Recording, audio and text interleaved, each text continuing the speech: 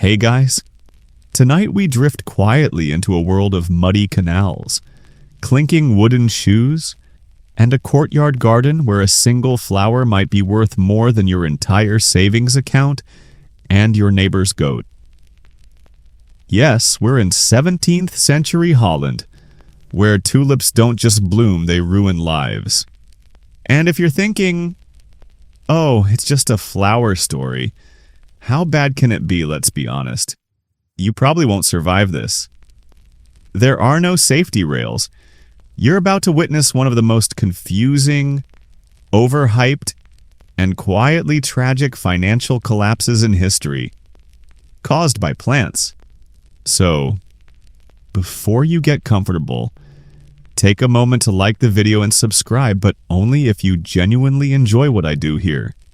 And drop your location and local time in the comments. I love seeing where in the world you're listening from.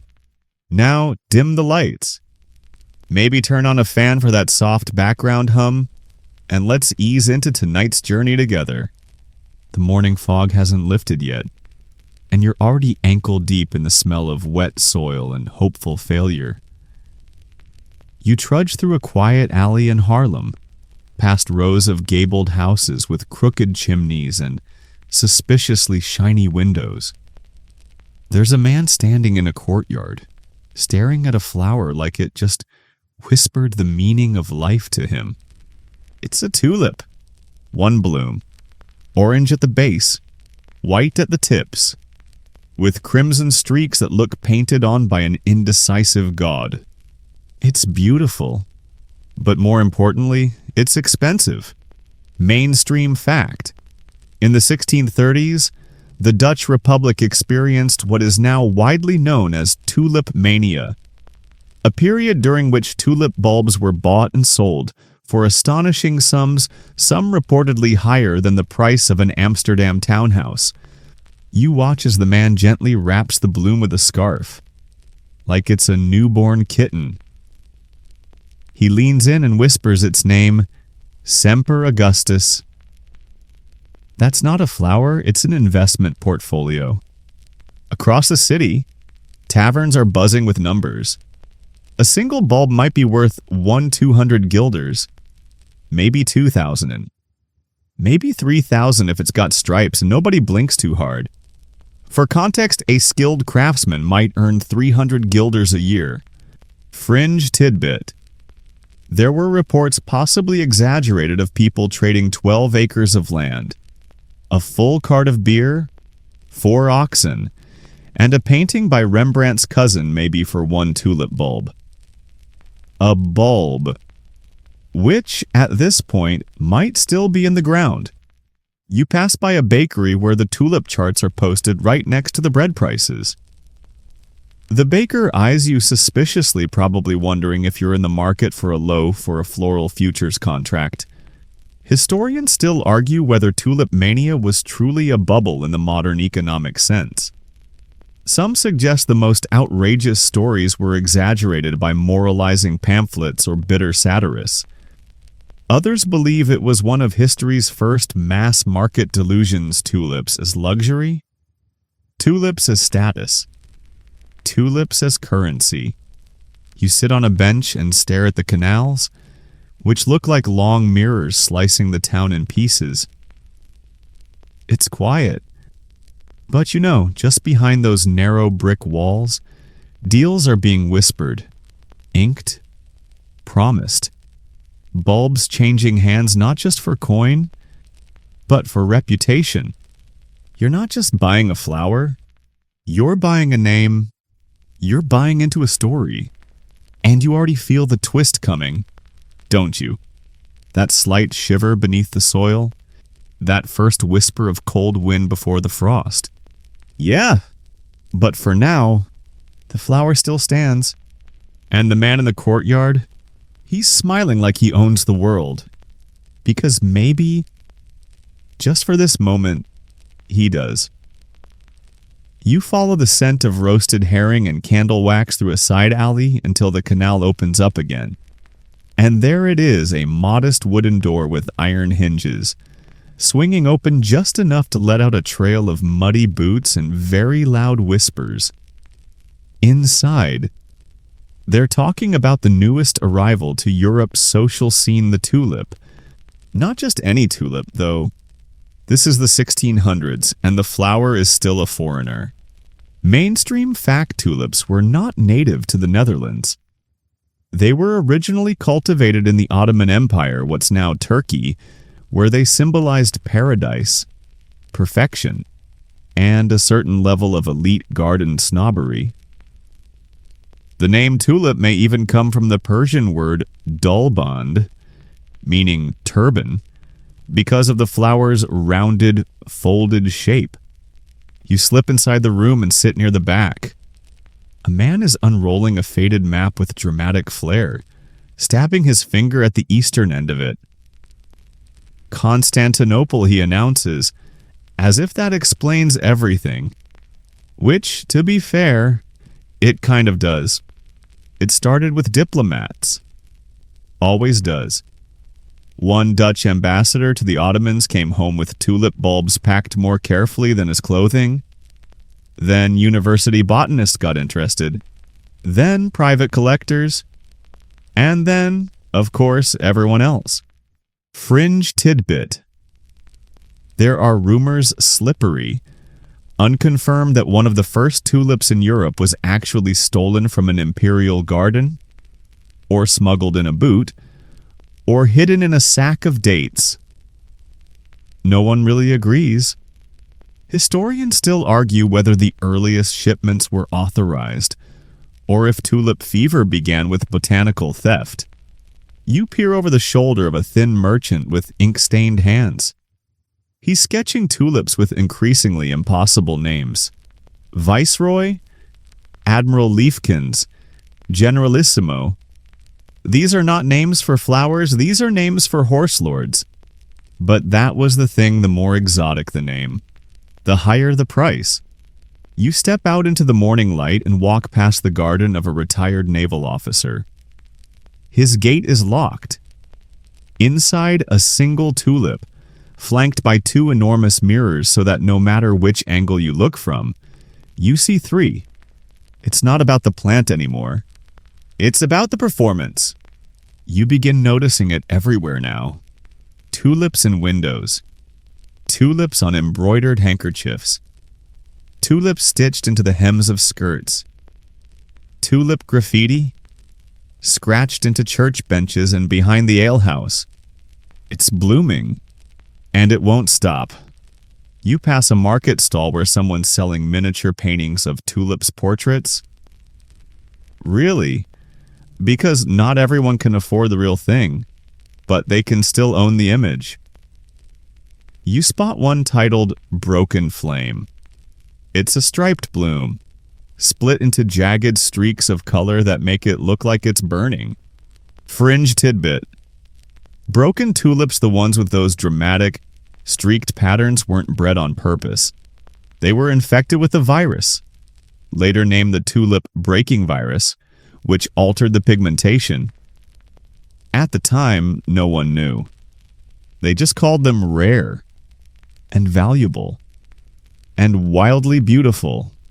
You turn the corner and there's a boy pushing a cart of manure past a house that just sold a bulb for more than his family's annual income. He doesn't look bitter, just amused. Because even then, some people knew it didn't make sense. A flower's still just a flower. But in this particular decade, in this peculiar pocket of the world, it was also a symbol, a gamble, and occasionally, a disaster waiting to unfold. And right now, it's still rising.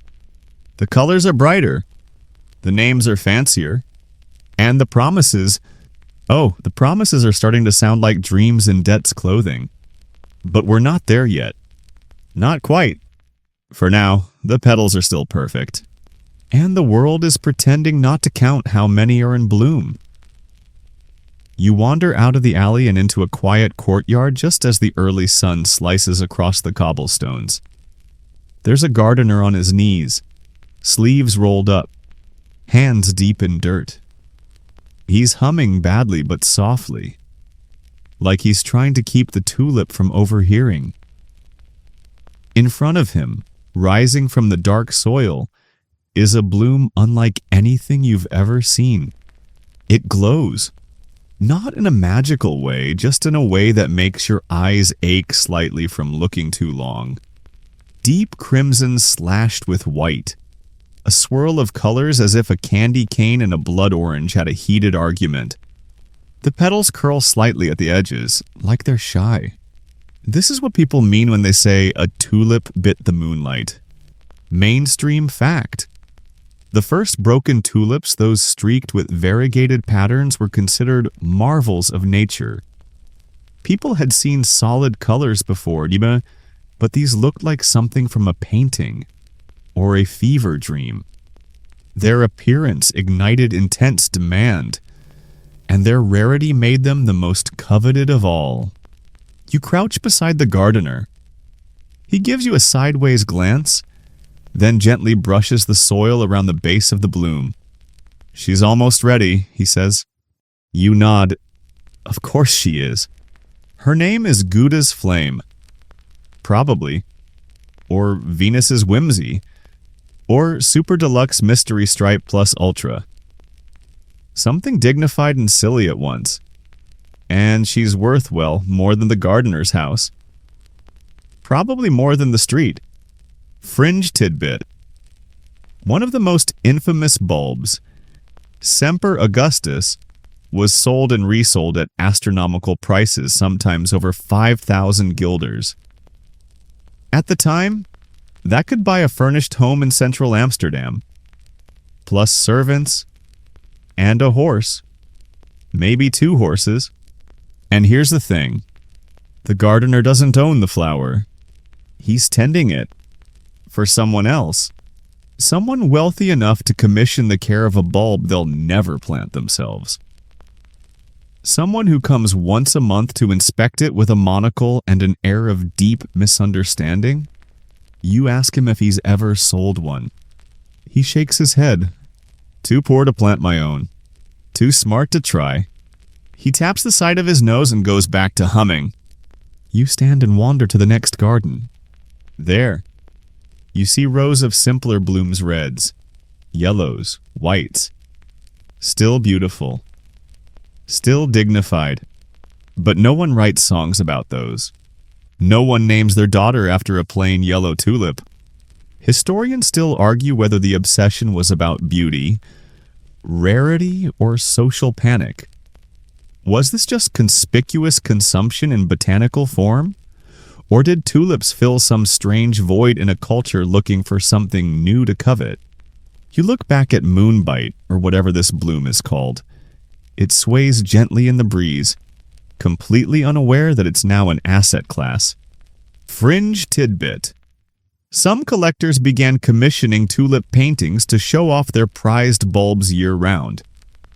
These were sometimes displayed like family portraits, except instead of a stern grandfather, it was Admiral von Enkhuizen, third bulb from the left.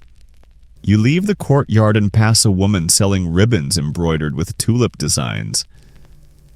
She doesn't have any real ones, but she has the next best thing, a bit of the aura, for a few coins. She whispers. They say a new one bloomed in Delft yesterday, purple with gold teeth. You raise an eyebrow. She shrugs. I didn't say it made sense. I said it sold. And that's the mood right now. Doesn't matter if it's true. Doesn't matter if it's possible. If someone says a tulip looks like moonlight sliced by lightning, well, someone else is ready to pay for the description alone. Because the flower isn't the product anymore. The feeling is, you keep walking. The air smells like wet earth and ambition. And everywhere you look, petals are opening like mouths that don't know when to stop whispering. You drift down a narrow canal path where the buildings lean inward like gossiping relatives. Just past a cheese shop, a tavern door swings open, and out stumbles a man with a purple velvet scarf and a deeply questionable mustache. He doesn't spill his drink, but he does shout something about a striped tulip named after a general that just made him a man of stature.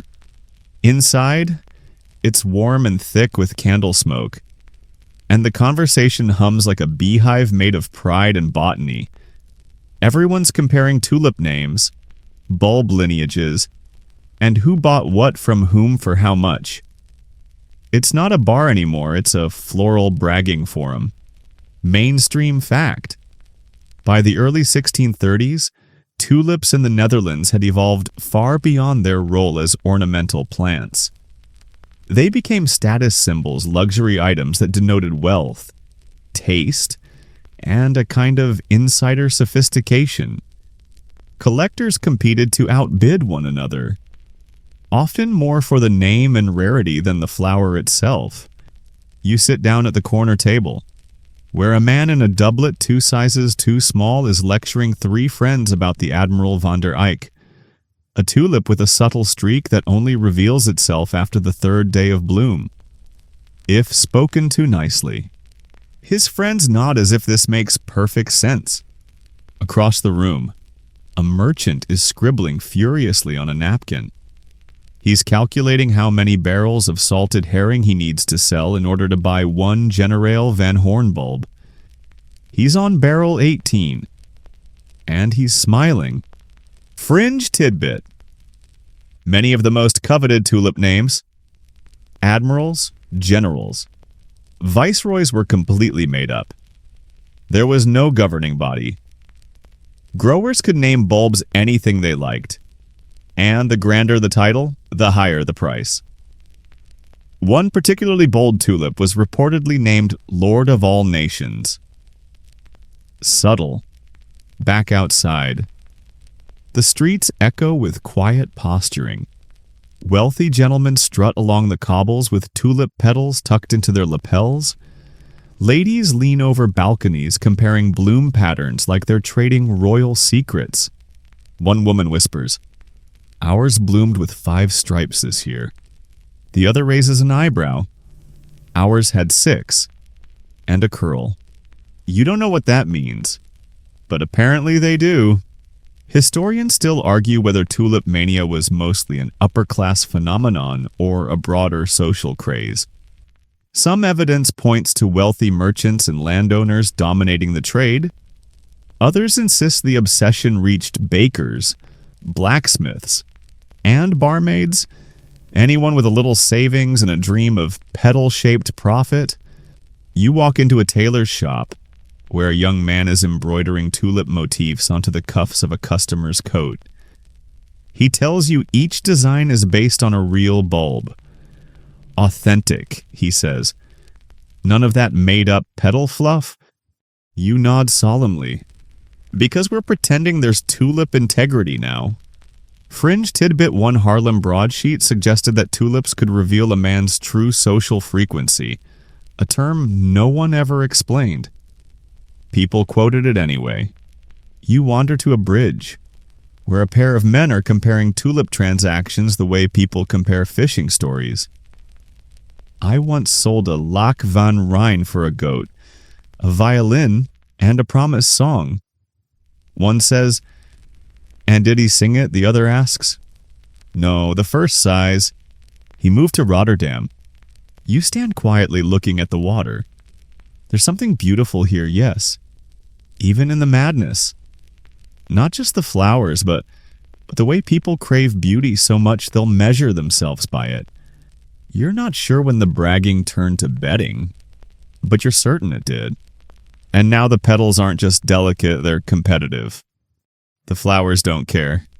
But the people, they're about to make tulips the most ambitious plant in Europe. You pass under a crooked wooden sign etched with the words Bloemen en Boterhammen flowers and sandwiches, and step into a tavern that smells like wet parchment, pickled eggs, and a little bit of desperation. It's quieter than most. The air is thick with thought. At a table near the back, 3 men huddle over a single parchment sheet. There's no flower in sight, just a drawing. a tulip sketched in rich, dark ink, its petals striped like lightning bolts. At the bottom, a name, the sworn viceroy, and a price 2,500 guilders. The catch: the bulb doesn't exist yet. Mainstream fact. As Tulip Mania grew, people began trading not the flowers themselves, nor even the bulbs, but promises. These futures contracts guaranteed delivery of specific bulbs at a later date, often months away. The bulbs were still underground or hadn't even bloomed yet, but their projected beauty and therefore value was already being bought and sold. You slide onto a bench and watch them haggle.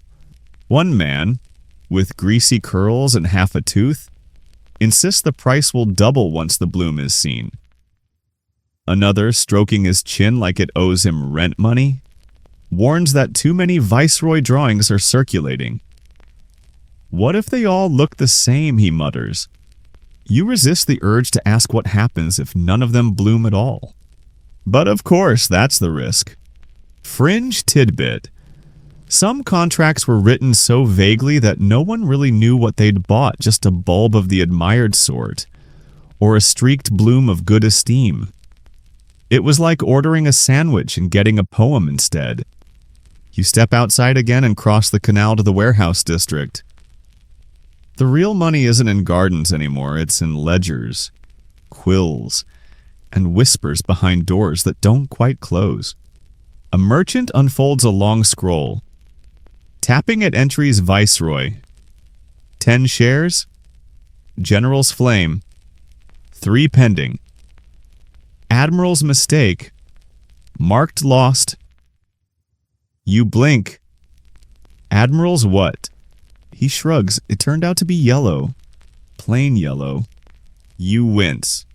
Someone lost a house on that. Historians still argue how common these speculative contracts were. Were they widespread or just limited to a few overconfident tulip groupies? Some records suggest the madness stayed mostly in urban centers. Others imply it bled into farming communities, carpenters' workshops, and even a few suspiciously well-dressed monasteries. You pass a young couple with dirt under their nails, standing by a produce cart. They're not selling vegetables today. They're selling fractions of a future tulip. 10 guilders gets you a quarter claim on a yet-to-sprout sunfire queen. They smile nervously. You almost wish them luck. Fringe tidbit. There were tulip lotteries in some towns, low-entry games of chance where the winner got a bulb or the promise of one. Losers got drawings or scented oil, or in one documented case, nothing at all. As night creeps in, the candlelit windows flicker like a warning. You pass a lawyer's house with a stack of bulb contracts on the stoop so high, it leans. He's inside trying to explain to a customer that the contract says one streaked bloom, not the streaked bloom. Subtle difference, expensive mistake. The lines are starting to blur, not just between buyers and sellers, but between real flowers and imagined ones. Between what's blooming in the ground and what's blooming in the margins of a contract, in ink and hope. You stop by a shop selling wooden tulips, perfect little replicas with names carved into the stems. They'll never bloom, but they'll never disappoint either. And for the first time, you wonder, would that be safer? Because this world of paper, promises, and botanical ambition, it's growing faster than anything that's actually in the soil. And the roots, you don't see those. Not yet. But they're twitching. You wake to the sound of rain tapping on the shutters and someone, somewhere, yelling about onions. You pull on your coat and shuffle outside, drawn by the unmistakable buzz of a market morning. Except this one doesn't smell like fish or turnips. It smells like wet parchment, bruised pride, and the faint perfume of expensive dirt. Because today, you're visiting the flower auction in Alkmaar. And it's not being held in a fancy hall or merchant's courtyard. It's happening in the back room of a tavern, next to the firewood pile and under a painting of a goat that looks legally suspicious. Mainstream fact tulip auctions during the height of Tulip Mania were often informal and conducted in taverns or other public meeting places. Bulbs were rarely present instead. Transactions were based on written descriptions, drawings, and occasionally unhinged levels of optimism. You step into the smoky warmth and immediately regret it. It's packed. Men with feathered hats and rumpled collars lean over benches, arguing in numbers. A chalkboard lists names like Admiral of Admirals, Curled Viceroy, Scarlet of Fortune. Next to each price is written and crossed out and rewritten again. A man announces that one Gouda flame bulb has just sold for 2,400 guilders, 2 barrels of beer, and an accordion. You nod like this is a normal Tuesday. Fringe tidbit. At the height of the craze, there were even bulb option contracts, where people could pay a small fee for the right to buy a bulb at a future price, kind of like putting a down payment on a dream made of plant flesh. The auctioneer slaps his palm on the table. Next lot. 31. 1 bulb of the Purple Emperor's second blush, grown in the fine soils of Enkhuizen Strongroot. Honest curve. You are now witnessing someone selling a vibe. The buyer, an older man with an alarming amount of velvet, bids 2,000 guilders. The tavern erupts. Someone near the fireplace falls over laughing. A younger merchant raises the bid with a wink and the promise of 2 swans and a cellar full of cheese. You blink. Did he mean actual swans? No one checks. No one can check. Because here, everything is happening in the future tense. The bulbs still underground. Sometimes not even dug up yet. The flowers not blooming for weeks. But the deals are moving fast. Each bid more breathless than the last. Historians still argue whether these auctions were driven by genuine belief in tulip value, or simply social momentum, the rush of shared delusion. A contagious need to not be left out. But one thing is clear, the bulbs aren't the point anymore. They're placeholders.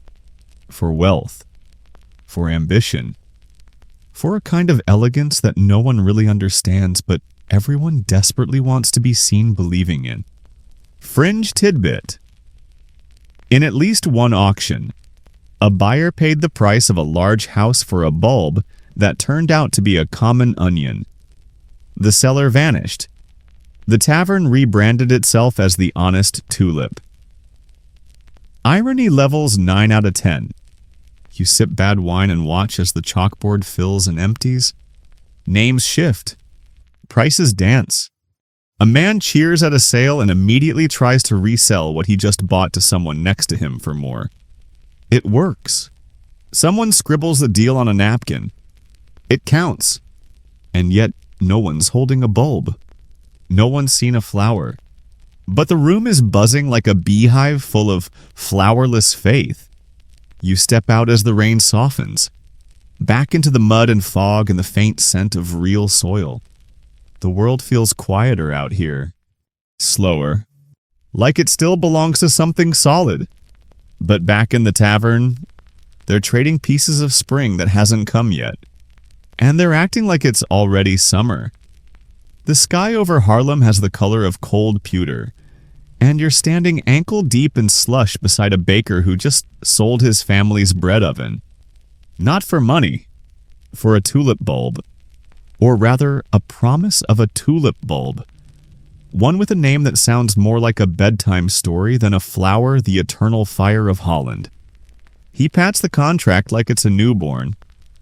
It'll triple by spring, he says, with the same nervous energy of someone who's just bet their socks on a horse with only 3 legs but a really good attitude. Mainstream fact.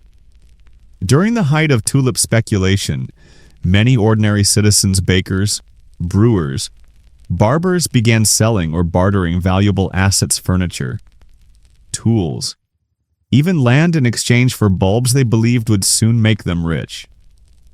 It became, for many, less about flowers and more about escape velocity. You walk with him through the frozen street as he lists all the things he'll buy when the flower blooms a bigger house. Maybe a second horse, a tiled stove like the notary has, and a goose. A personal goose. You nod. You don't have the heart to say what you're thinking, because you've seen too many people holding too many pieces of paper with the same hopeful grin, and not a single one of them has actually smelled a tulip. Fringe tidbit. Some men took to carrying sketches of their future tulips tucked in their coats, like portraits of lovers they hadn't met yet.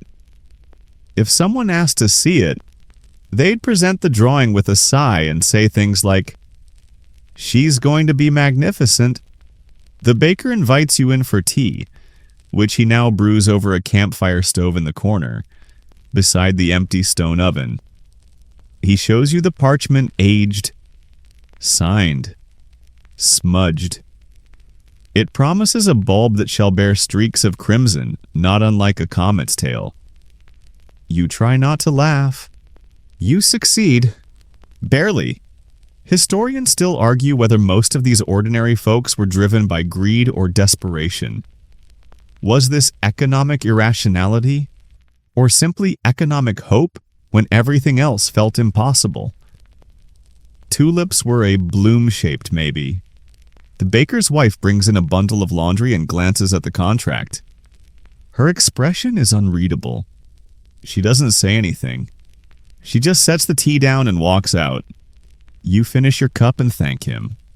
Outside, you pass a blacksmith hammering something with more aggression than usual.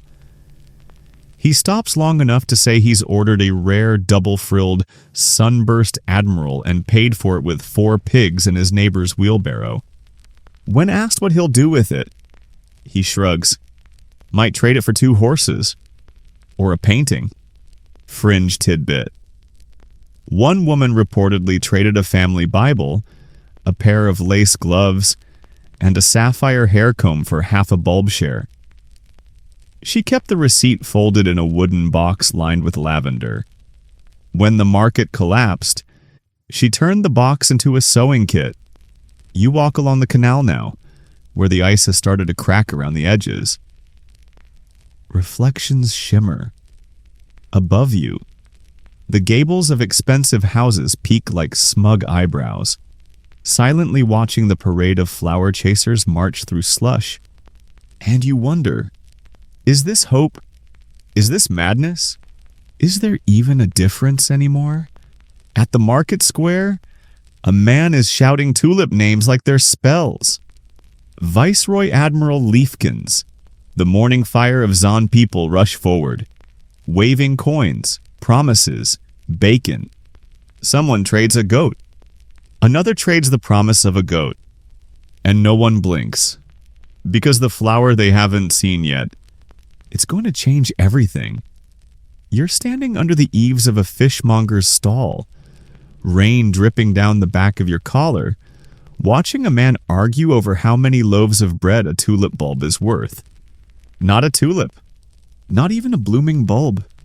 Just a lumpy, papery brown nub pulled from a sack like someone tried to smuggle disappointment.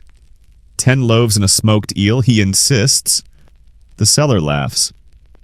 This one is worth a canal boat. My friend. The fishmonger throws up his hands and stomps away, muttering something about flower people needing a good splash in the harbor. You, of course, stay to see what happens next. Because this bulb is now the size of a small myth. Mainstream fact. During Tulip Mania, the bartering system went fully haywire. Some tulip bulbs, especially rare striped varieties, were traded for extravagant goods land. Livestock, furniture, entire livelihoods. A well-documented example included an offer of 12 fat sheep, a silver goblet, a cartload of grain, and 2 full kegs of wine for a single tulip bulb. You wander deeper into the square where a man is making trades from the back of a donkey cart. He has no tulips, only drawings.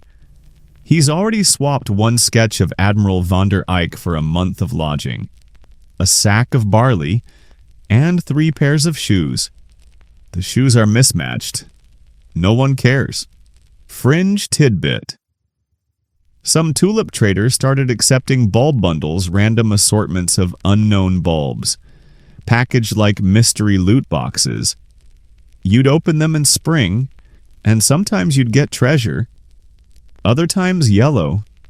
Just plain yellow. The shame was real. You pass by a cloth merchant whose tent flap is open just enough to hear him whispering about a deal gone bad. He traded a high-backed chair, a gold ring, and a full chest of linen for what turned out to be a mislabeled daffodil. The label read Star of Harlem. It bloomed disappointingly. He burned the label, kept the flower, buried the contract. Historians still argue whether these trades were formalized through any system of appraisal, or if the whole thing was just mutual optimism layered on top of communal hysteria. Some records show contracts. Others suggest handshakes and ale-sealed most deals.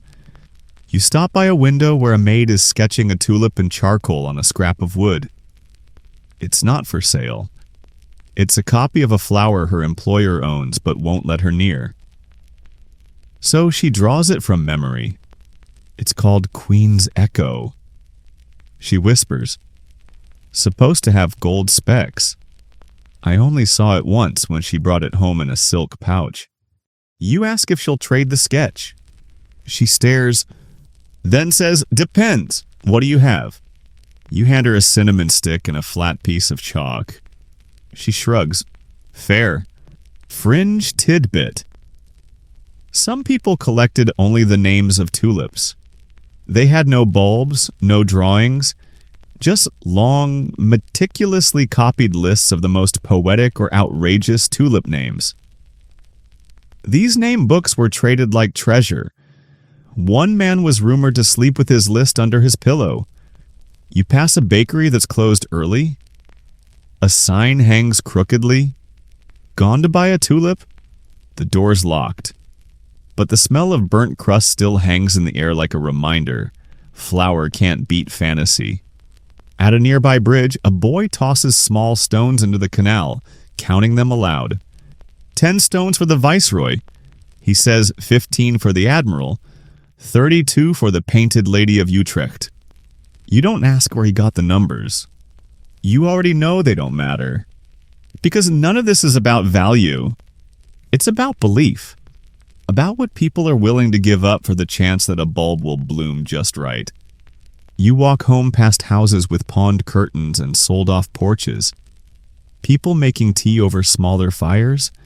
Chickens gone. Dogs confused. The luxuries now live underground, in beds of soil and paper promises. And tomorrow, someone will trade an entire dining set for the royal blush of Enkhuizen. Because if it blooms like the drawing says, there'll be a king. You duck into a cramped studio, the kind that always smells faintly of turpentine, damp linen, and quiet disappointment. The ceiling leaks in 3 places. A cracked window frames a view of the canal that looks beautiful if you squint just right and don't think too hard about the smell. And there he is, a painter, bent over a stretched canvas, brush in hand, painting a tulip he's never seen. Mainstream fact. Many Dutch painters of the era were commissioned to create tulip portraits, detailed botanical illustrations meant to preserve and advertise rare bulbs. But some artists, unable to afford the bulbs themselves, painted from memory, rumor, or imagination, hoping to one day earn enough for a real flower. He's covered in flecks of paint and last night's sleep. His palette is all reds, whites, ochres. You notice how careful he is with the stripes, each curve measured like it might be judged in court. The tulip he's painting, it's called the Burning Admiral. He's never seen one, only read about it. Fringe tidbit artists in Amsterdam were sometimes paid in bulb shares rather than coin. One such painter reportedly completed 12 tulip portraits and received, instead of money, a box of soil and a handshake. You ask him if he wants to see a real one. He waves a hand dismissively. What's the point? By the time I could afford a bulb, it'll already be sold to someone's cousin in Leiden and bloomed itself into myth. You ask if he's ever tried painting anything else? He shrugs. Nobody commissions potatoes. There's a bitterness there, but not deep. It sits on the surface like a cracked glaze. You walk past his other works rows of ghost tulips. Names scrawled in the margins. Semper Augustus. Sun's fingerprint. Moonlit Van Trump. All flowers he's painted from hearsay and envy. He pauses. Brush midair. Want to hear something funny? You nod. I painted one that sold for 50 guilders. The man who bought it came back a week later and asked for another, because the bulb he traded for turned out to be garlic. You snort? He grins, then returns to his work. Historians still debate how painters navigated the tulip boom. Some benefited handsomely, producing lavish illustrations for catalogs and contracts. Others were frozen out, unable to participate in a world where pigment couldn't match petal speculation. You glance back at the canvas. The tulip he's painting doesn't quite look real. It looks better than real, like it bloomed once in a dream, was described in a fever, and recreated in a moment of longing. Fringe tidbit. A few painters began inventing tulips entirely. One known as the cartographer of color created a map of a fictional garden filled with flowers so rare. No one dared question their value. One of them, the widow's breath, sold as a sketch for 600 guilders. You leave the studio as dusk slips over the rooftops. Lanterns flicker in the windows. Somewhere, someone is reading a bulb contract by candlelight, their eyes twitching between words like admired and speculative. And the painter, he's still inside, still making something beautiful, still chasing a flower he may never touch. Because in this moment, it's not about money. It's not even about fame. It's about capturing the thing everyone else is selling, but no one has time to see. A single bloom. Still, unmoving, impossible, and somehow worth more than gold. The streets smell like beer foam and wet boots. And somewhere nearby, someone is burning a bad contract. You're standing in the middle of a cramped dining hall, packed shoulder to shoulder with wool coats, steamy windows, and the rising scent of doubt. A candle gutters in its holder. A tulip bulb sits on a plate where a roast should be. No one's laughing anymore. It smells like dirt and anxiety. Mainstream fact. As tulip speculation reached its fever pitch in early 1637, even those fully invested began to feel the strain.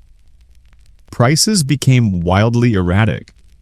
Bulbs were traded multiple times a day without anyone stopping to question what would happen when spring came and real flowers replaced fantasies.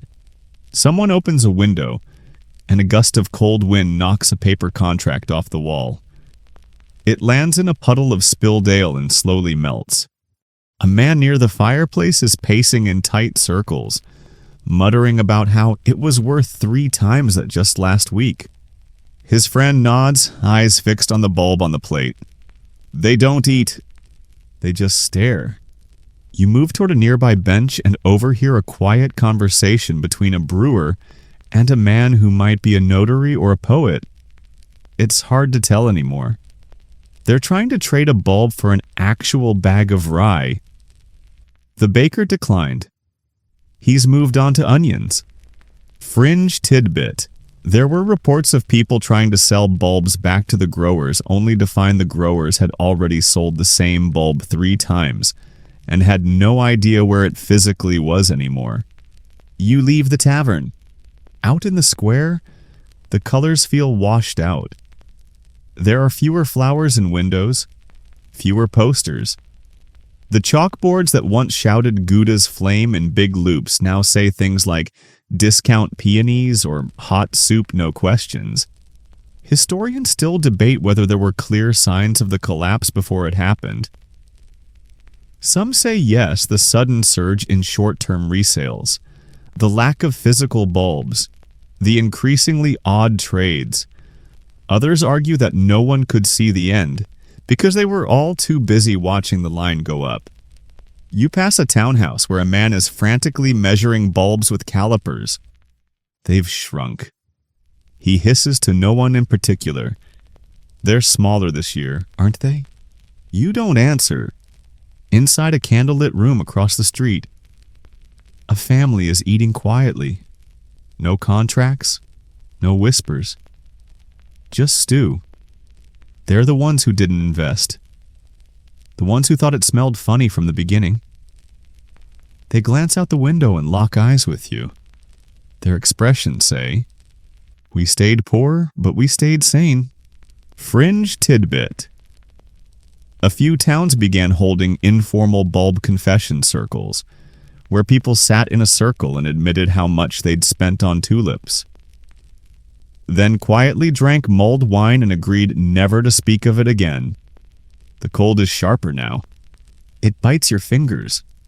And the laughter that once floated like chimney smoke is gone. In its place, nervous arithmetic. People whispering about delivery dates and dried bulbs and who's still willing to buy. You cross a canal bridge and look down at the ice.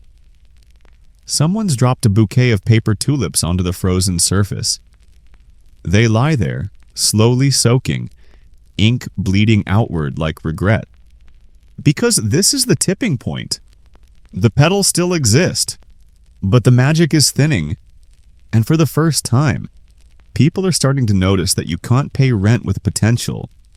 You hear him before you see him. A stout man with red cheeks, boots slick with slush, and a voice that would rather shout than speak. He's marching up and down the main square, clutching a folded parchment like it's a royal decree and bellowing, "I have bought the Admiral of Admiration." Nobody applauds. Mainstream fact, Admiral of Admiration was one of many real tulip varieties circulating during Tulip Mania. Its rarity and flamboyant name made it one of the more sought-after bulbs in the frenzy, often fetching outrageously high sums. The man waves his contract like a sword. He's beaming, glowing, proud enough to burst. You sidestep a puddle and follow as he announces to the bakery, the apothecary, and a wagon full of confused chickens that he traded his cheese shop for a single bulb of the Admiral. The bakery doors stay closed. The chickens remain unimpressed. You ask what the Admiral looks like. Crimson with gold flames and a tip like a candle wick. He says with absolute certainty, "She'll bloom in March, and then I'll be richer than the Butter Guild." You nod slowly. His nose is running. Fringe tidbit cheese merchants in Harlem were among the most frequently mocked in satirical pamphlets during Tulip Mania, often depicted as gullible, greedy, or utterly convinced that Gouda and bulbs were interchangeable currencies.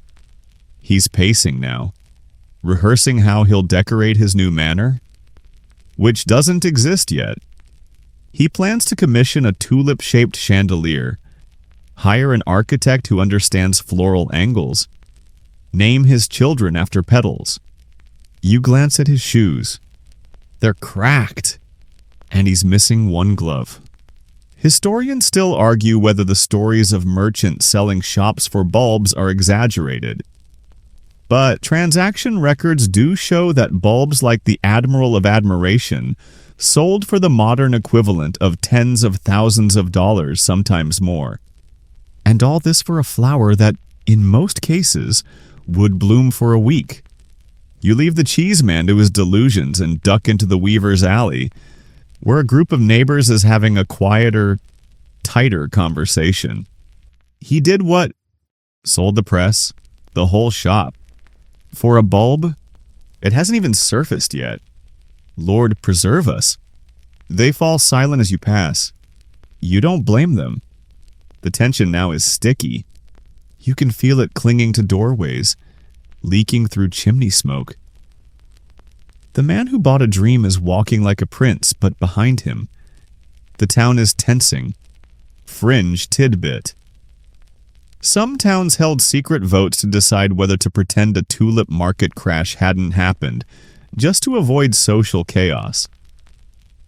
Others quietly agreed to forget certain deals, like collective historical amnesia applied with a broom. You catch up to the Admiral's new owner near the fish stand. He's trying to pay for smoked herring with a copy of his contract. The vendor leans over the counter and says very gently, "Paper doesn't taste like fish." The man blinks, then folds the parchment, tucks it into his coat, and walks away with pride still intact if slightly dented. Because the beauty of the dream hasn't cracked yet, but you can hear it creaking, like a roof beam groaning under fresh snow. The bulb isn't even out of the ground, and it's already the center of his universe. But the market? The market is wobbling. There are whispers now, of buyers who won't answer doors, of tulips that don't look like they're sketches, of contracts scribbled too hastily, for too much, by too many. You pass a shop window where someone has written in chalk no bulbs, no trades, just bread. It's oddly comforting. You stand there a moment longer, watching your breath fog the glass, and in the reflection, you see a man holding a tulip dream too tightly, walking into a world that's already changed. You're back in the tavern, the one with the warped floorboards and the goat painting that never looks quite the same twice. But the mood tonight, it's not buzzing. It's buzzed. The air is thick, not with excitement, but with that slow, sagging weight of too much hope gone quiet. A woman in a velvet bonnet sits in the corner, holding a folded paper contract like it's a love letter that stopped making sense. She doesn't open it. She just stares, because today was supposed to be the big auction, a gathering of Haarlem's most flower-mad citizens, eager to outbid one another on bulbs they'd never seen, names they could barely pronounce, and dreams that had already been carved into daydreams and debt. Mainstream fact. In February 1637, during what was expected to be a major tulip auction in Haarlem, no one showed up to buy. The bids fell silent. Prices plummeted. It marked the abrupt collapse of the speculative tulip market and triggered what historians now consider the bursting of the first recorded economic bubble. You take a seat on a bench still warm from someone who gave up. A man beside you has removed his hat and placed it carefully on the table, as if that will soften what's coming. "No one bid," he mutters, "not a single offer." You glance around. Half the tavern is full of paper contracts, sketches, crumpled promissory notes. Some of them line the floor like dried leaves. Others are burned at the edges, tucked behind candle holders, shoved under plates like coasters that remember better times. Fringe tidbit.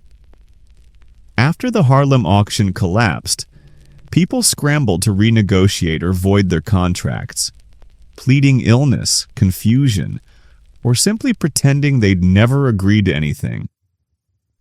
One man claimed he thought Admiral von Horn was a cheese, and his contract was a very elaborate grocery list.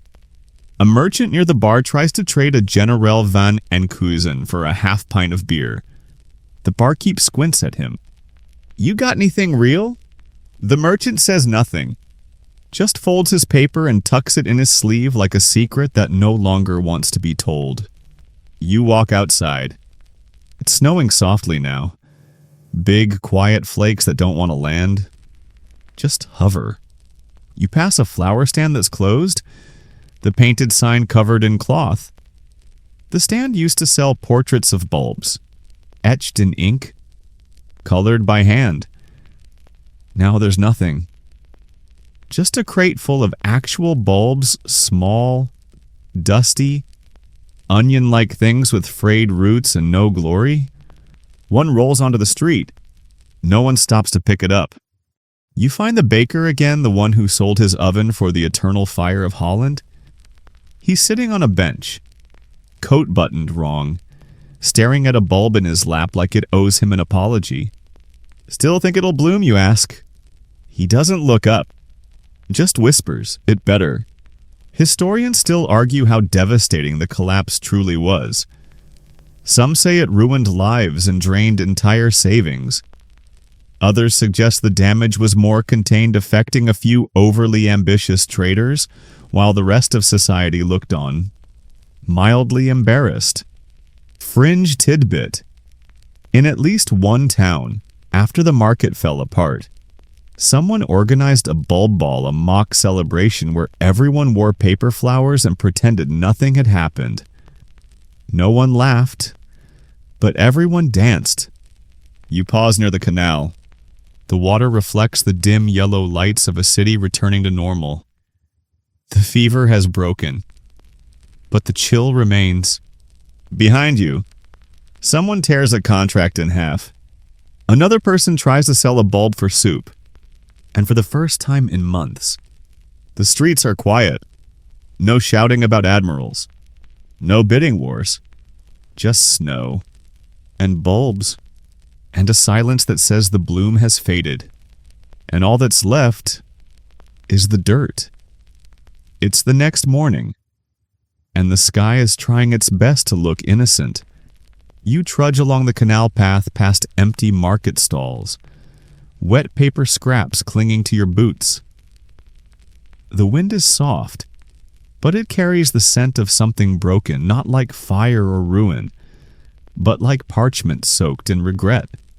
At the edge of the square, the tulip man is packing up his crates. Not selling. Returning. Mainstream fact.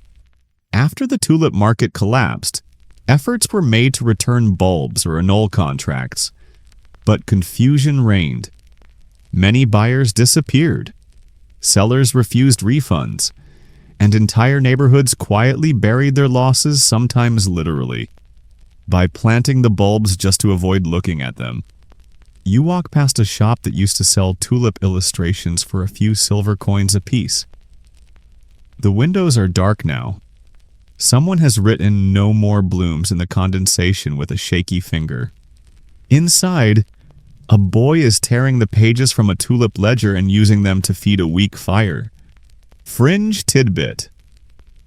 There were reports of children playing tulip auction games in the aftermath, pretending to outbid each other for broken flowers. One rule: you had to shout "Fools bloom" before the game ended, or you weren't allowed to pretend again for a week. You stop at the corner bakery, the one that was once gone to buy a tulip. The doors open again. Inside, the smell of rye and ash. The baker sees you. "Bread," he says simply. You buy a loaf. No talk of bulbs, no fire-colored petals, no admiral of anything. Just bread. Historians still debate how the tulip crash affected the broader Dutch economy. Some claim the impact was minimal, confined to a few foolish traders. Others argue it left behind a cultural scar, one that made people suspicious of speculation. Paper promises and expensive plants. You pass a wall where someone has chalked a tulip bloom, crossed it out, and written underneath "Back to Onions." A child nearby is humming a tune about Admiral Van Regret. You smile just a little. You turn onto a quieter street. the kind where people nod but don't speak. You can feel the shift here, fewer silk sleeves, fewer scrolls. People carry fish, firewood, not contracts. A man sweeping his stoop looks up. Cold one today. You nod. He squints. You didn't lose too much, did you? You shake your head. Only faith in human priorities. He grins. That grows back. Fringe tidbit. Some communities held mock trials for tulip bulbs. A man would dress as a judge, others as witnesses, and they'd put the bulb on trial for fraud. Verdicts included sentence to soup and planted with prejudice. You pause by a canal and watch as a boat passes. Low and quiet. It carries barrels of salted fish, bundles of rope, a single jug of wine and not a single tulip. Normal cargo. Honest cargo. You breathe. It feels different. Lighter. Less floral. Behind you, a cart clatters by. A farmer waves from the seat. No flowers today, he shouts. Just carrots. You wave back. And just like that, the spell is broken. The petals that once whispered promises of wealth and wonder are now just plants. The bulbs will still bloom, but only as flowers. Not fortunes. Not futures. Just a bit of color in spring, with no price tag. No contract. No crowd.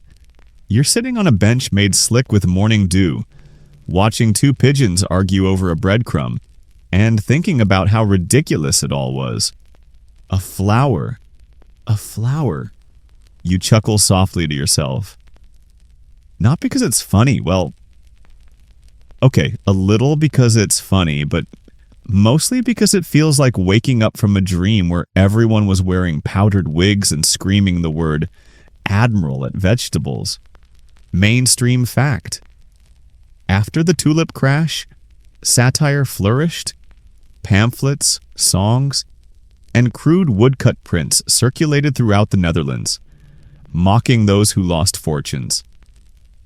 The tulip craze became shorthand for foolishness, a cautionary tale passed from pub to pulpit to grandmother's lap. Across the square, a group of workers is replanting bulbs in a public garden. Nothing fancy now, just red and yellow ones. The kind no one names after dukes or war heroes, just tulips. A child watches them plant. No bidding war, no applause. Just a small hand in the dirt, pressing down a bulb. Fringe Tidbit one satirical pamphlet, titled The Tulip Fool, depicted a man literally turning into a flower, roots bursting from his shoes, petals blooming from his hat. The caption read, "He watered his wallet, and the rain came anyway." You wander through a side street and spot an old man pulling parchment from his fireplace. He's not reading them, just feeding the flames. You peer at the top of one contract for 2 bulbs of the painted admiral and 1/2 of a viceroy. He catches your eye and shrugs. Winter's not over yet. You nod and keep walking. Historians still argue whether the Dutch truly learned a lesson from the tulip bubble. Some say it curbed speculation for a time. Others point out that, soon enough, the country was back to trading sugar, spices, and beaver pelts with alarming enthusiasm. You pass a woman selling simple tulip sketches 5 guilders apiece. You stop. You ask if they're real. She grins. As real as you want them to be. You buy one anyway. Not for profit. Just because it's pretty. Fringe tidbit. A rumor surfaced in the 1640s that one of the Semper Augustus bulbs had been ground into powder and used as face rouge by a merchant's wife. The merchant was never heard from again. By mid-morning, the fog lifts. And in its place, life. No more breathless bets. No more velvet-cloaked fortune hunters with paper gardens. Just market selling apples and onions again. You pass a window where a bulb sits in a cup of water. No name, no tag, no frame, just waiting to bloom. You smile, because the madness is gone. But the flower remains. It never asked to be a symbol, never wanted to be a currency. It was just a bloom, caught in the crossfire of imagination and greed. And now, it gets to be a flower again. The canal path is dry now, the frost receding like a tide of old worries, and the town feels like it's learning to speak in a quieter voice. You walk past shuttered stalls and open gardens. No one is shouting tulip names anymore. No one is drawing contracts in the corners of taverns. Instead, you hear sweeping, real brooms, real porches, real people. You breathe in, and it smells like bread, wet brick, and last year's dreams being gently composted. Mainstream fact. After the tulip crash, the Dutch flower trade didn't disappear, it stabilized. Tulips continued to be cultivated and sold, but the frenzied speculation vanished. They became beautiful again, ornamental, what they were always meant to be.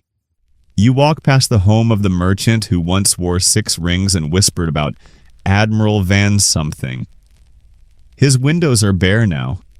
His porch has a pot of hyacinths. No sign, no audience, just a pot, just a flower. Fringe tidbit. Some families quietly buried their bulb contracts in their gardens as a sort of symbolic surrender paper turning back to earth. Like admitting they'd planted hope in the wrong place.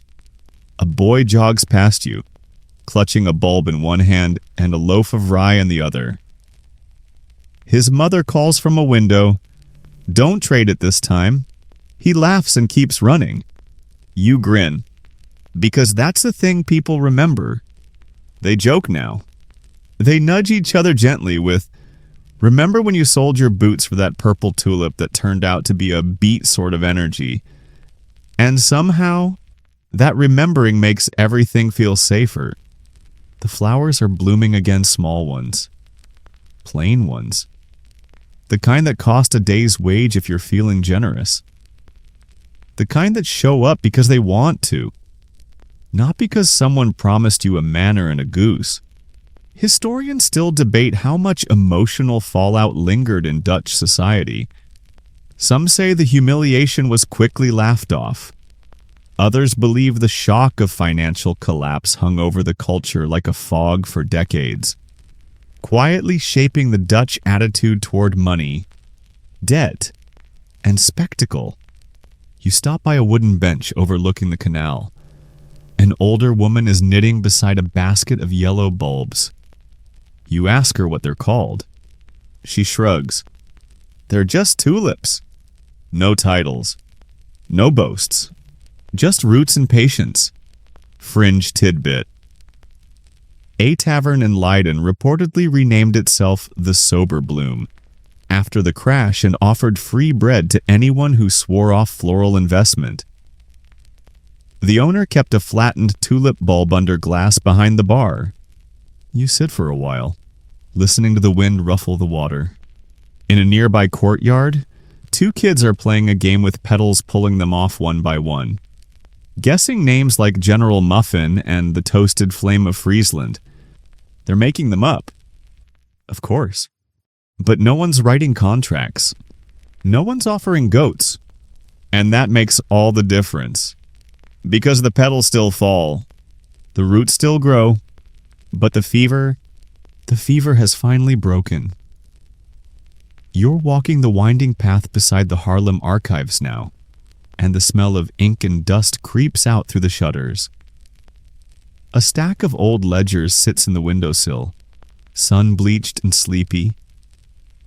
If you flip one open, you'll find names Admiral Leifkens, Semper Augustus, Viceroy, Café au lait, but today the ink seems less sharp, less urgent, more like a fading whisper than a shout.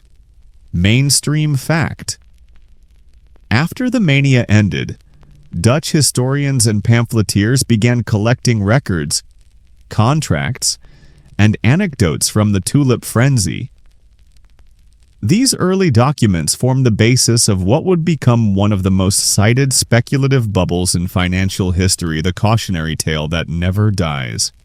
Inside, the archivist shows you a wooden drawer full of bulb contracts, each folded like a love letter written in a dream.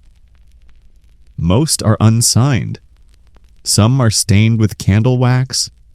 One smells like onions. These, he says softly, are what remain of a very short century. You blink, a short what? He smiles. A century of thought that lasted about 6 months. Fringe tidbit.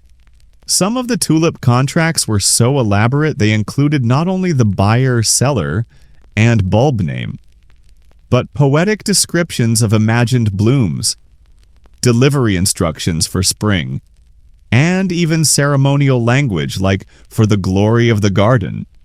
You sit in the reading room while sunlight slants through warped glass. On one page, someone scribbled a marginal note. It bloomed, but I never saw it.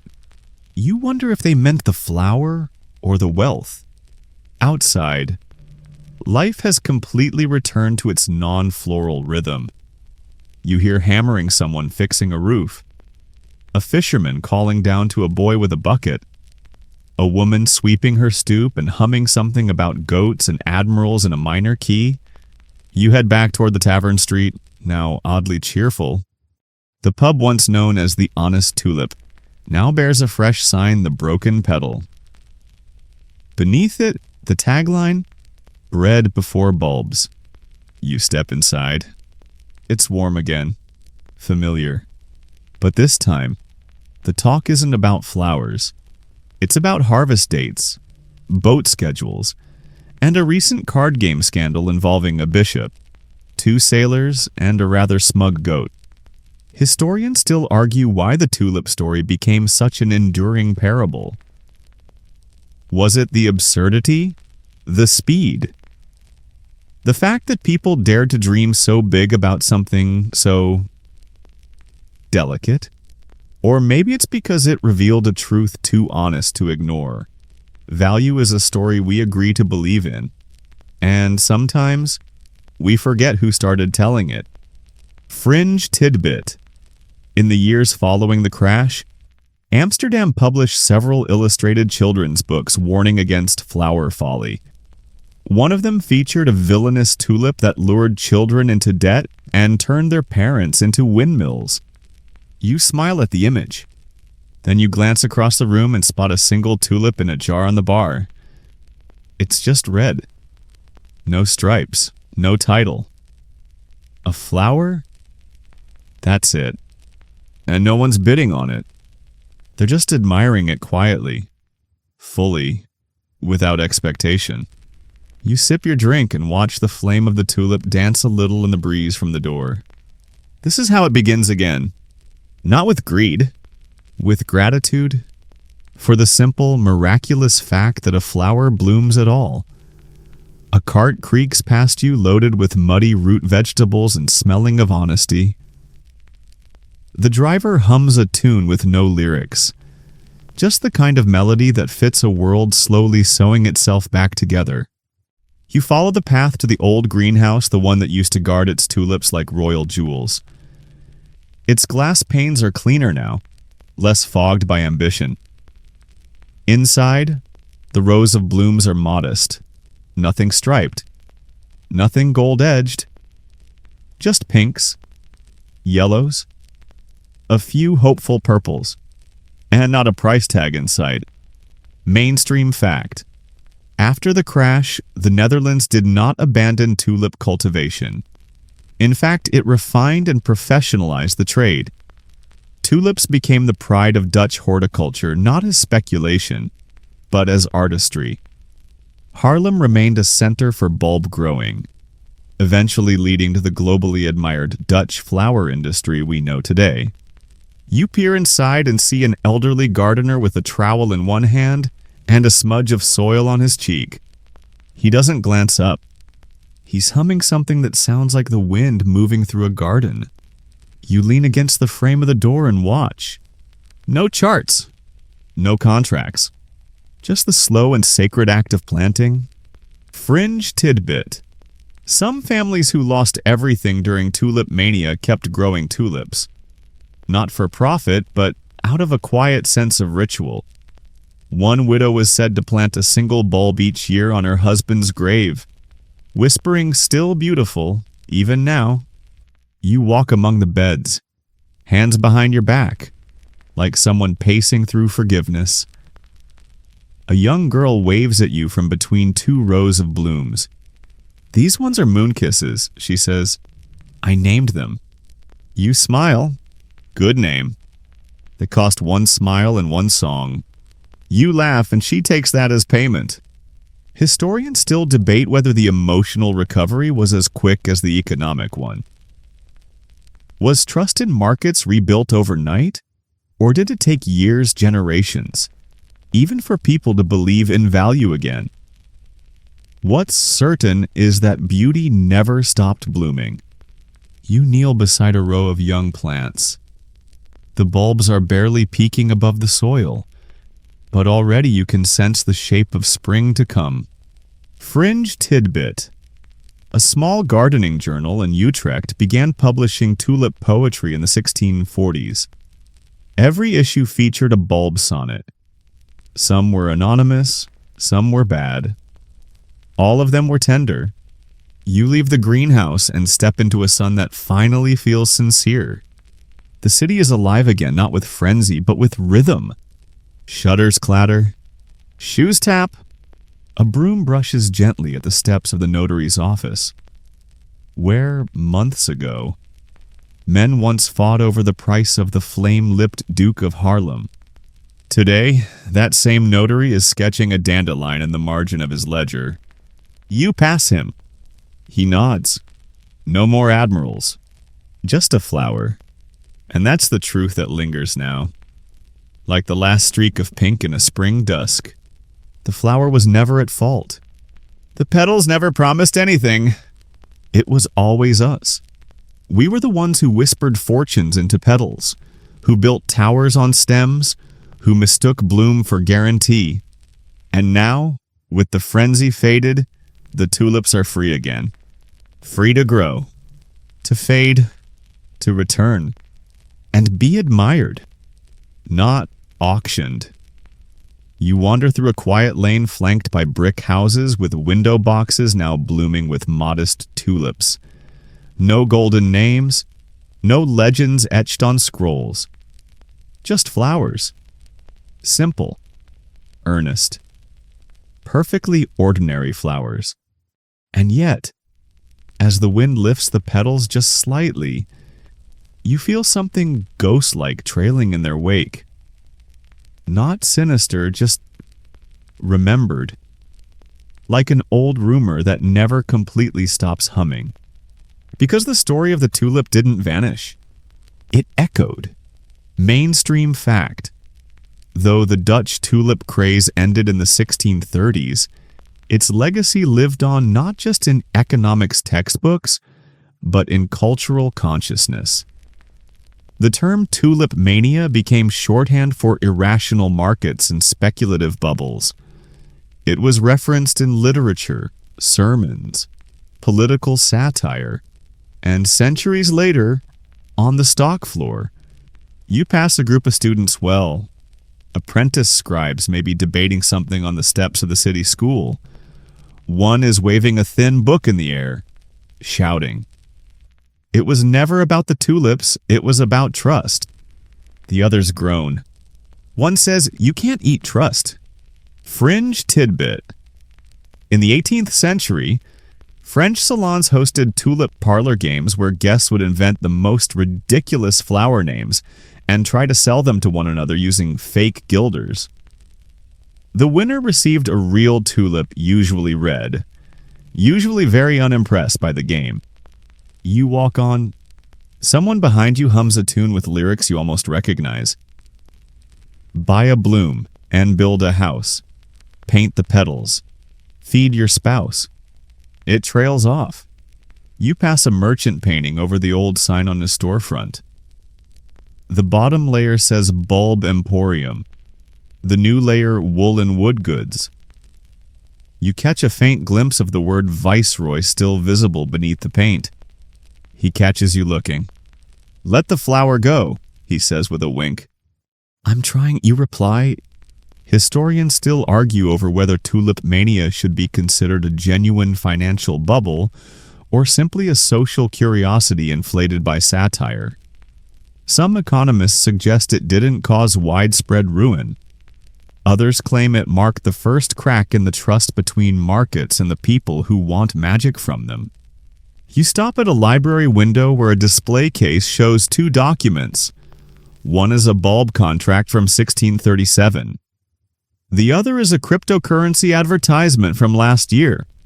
The caption, "Some blooms never change." You laugh. Because the point was never just about tulips. It was about the human habit of dreaming big and leaping blindly. Fringe tidbit.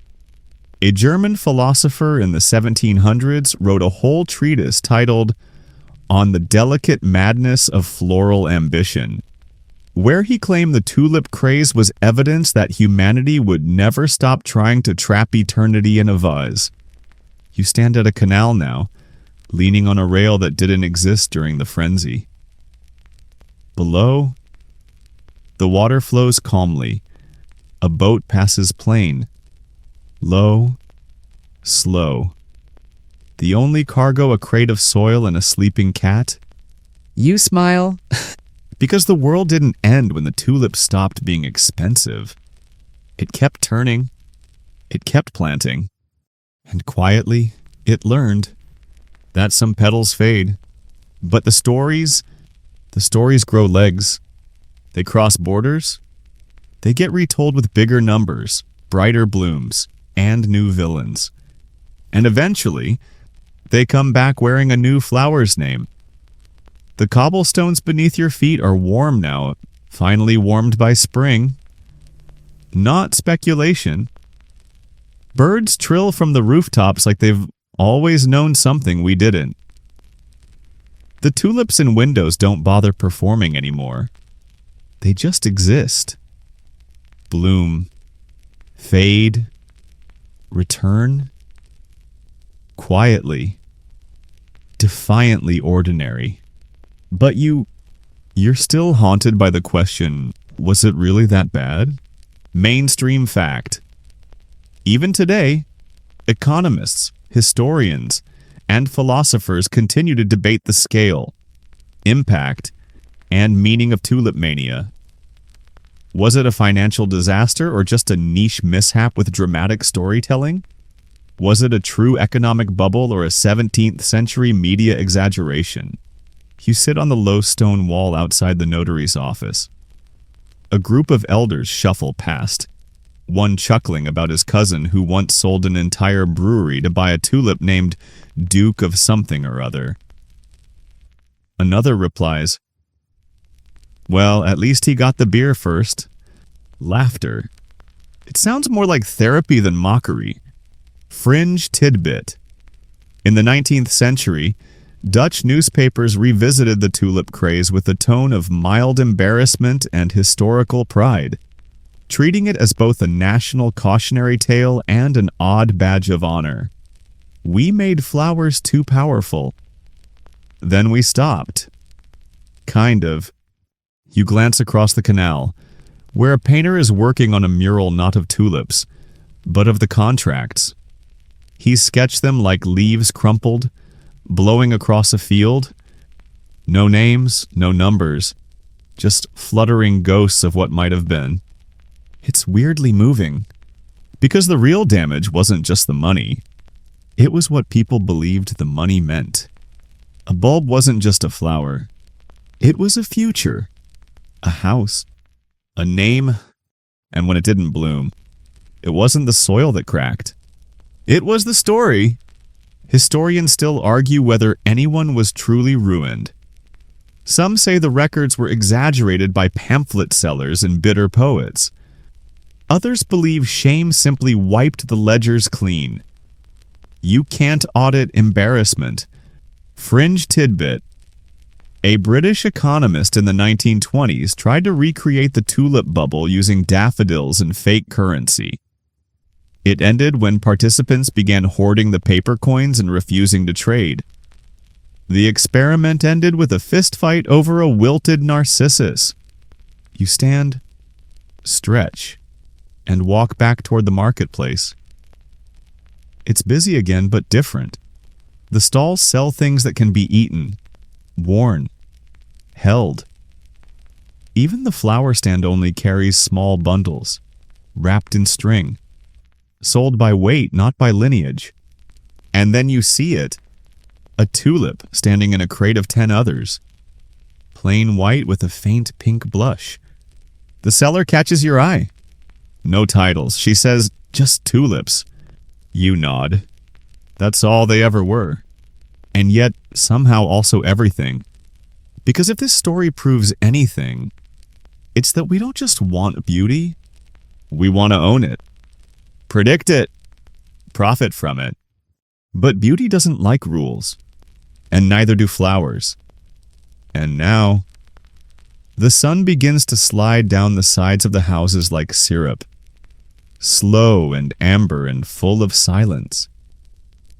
The canal is still, holding reflections like memories, and the last flicker of the day settles on a garden. You step inside one final time. No gate, no fanfare, just rows of tulips swaying in the soft breeze, glowing like low lanterns lit for no one in particular. No signs, no prices, no admirals, just flowers. Mainstream fact. In the decades that followed Tulip Mania, the Netherlands became home to one of the most respected and stable horticultural economies in the world. The disaster gave way to structure, regulation, and pride not in prices but in petals. You walk slowly between the rows. They're not flawless. One is half bloomed. Another has a bite taken out of it, probably a rabbit. But each one is real. Rooted, present, no contract promises, just truth in soil. Fringe tidbit. In the mid-1600s, a Haarlem schoolteacher began requiring his students to grow tulips as a lesson in humility. The flower, he wrote, does not ask your opinion. It simply grows. Or it does not. You sit on a bench at the far end of the garden. No one's here, and yet you feel accompanied by every whisper, every sketch, every merchant who once believed in a bloom that could buy a castle, and every quiet soul who just wanted to see one open. Historians still debate what truly collapsed in 1637. Was it the market, or just belief? Fringe tidbit. A letter from a Haarlem weaver, found centuries later, ends with this: it did not bloom that year. But neither did I. And now, we both begin again. The bell tower rings once in the distance. Not to warn, just to mark. The breeze picks up. The tulips shift. And in their movement, there is no fear, no greed, just the rhythm of life returning to itself. Not as a warning, as a welcome. And now, let it all grow quiet around you. The blooms, the names. The deals struck with trembling hands under flickering candlelight, let them fold like petals at dusk. Closing not from shame, but from rest. Let your breath follow the rhythm of a garden at peace. Not striving, not selling. Just being. You've wandered through the strange world of a flower that wore too many costumes, that was asked to be more than it ever meant to be. You've seen people dream with reckless beauty and fall with equally beautiful grace. And in the end, you've found something softer than fortune. You've found the bloom that doesn't need to be renamed, the bulb that opens in its own time, the soil that forgives. Outside your window, somewhere in the dark, something small is growing, Not for fame, not for gold, just for the sky. Let that be enough. Let your thoughts unfurl like tulip leaves, slow and green and sure. Let the stories fall away, and the silence rise.